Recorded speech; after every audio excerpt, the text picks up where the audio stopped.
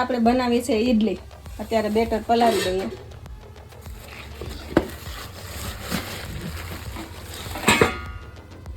ચાલો આ બેટર આપણે દરાયું છે ઘંટીએ.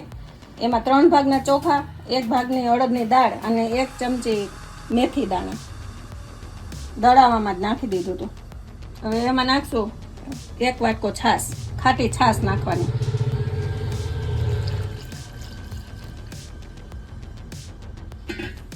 અને નિમક.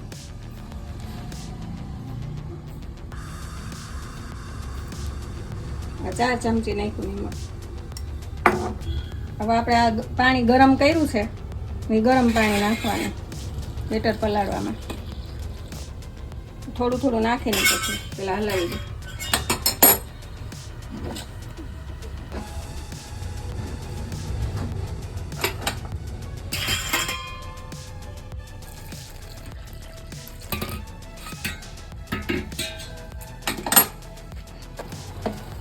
આપણે આ બેટર હવે રેડી થઈ ગયું છે.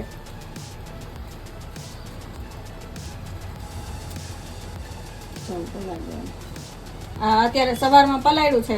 હવે આને 2-3 કલાક આપણે તડકે મૂકી દેશું, એટલે સાંજે ઈડલી બનાવશું. ચાલો હવે જો આપણે ઈડલી બનાવી છે તો જો હાથો આવી ગયો છે સરસ. જો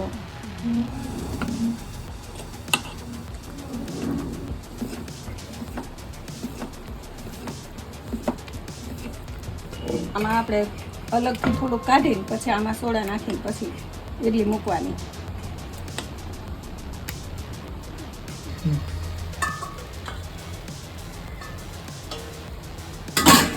આ ગરમ પાણીમાં સોડા ઓગાળીને નાખવાના.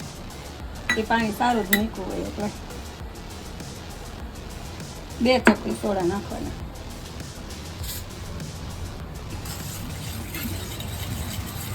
એ પાણી નાખવાનું.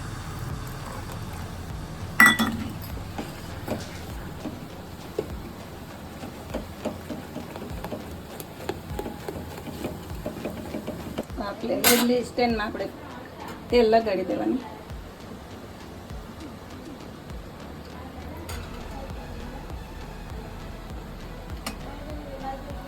ઉકળી ગયું છે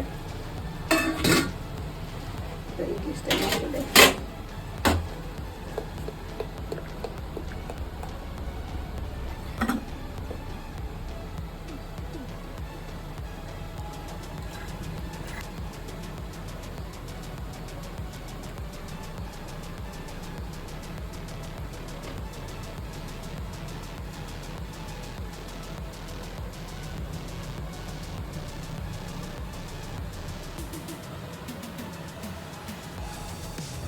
ઈડલી મૂકી દીધી છે.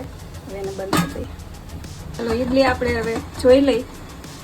10 મિનિટ થઈ ગઈ છે. થઈ ગઈ છે સરસ. જો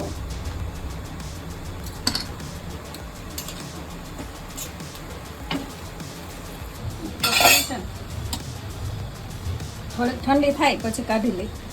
ઈડલી ઠંડી થઈ ગઈ છે. હવે પ્લેટમાંથી કાઢી લઈએ.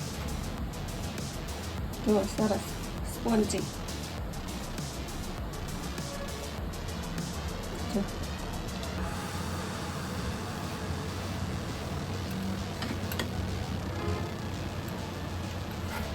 સીધી જ નીકળી જાય.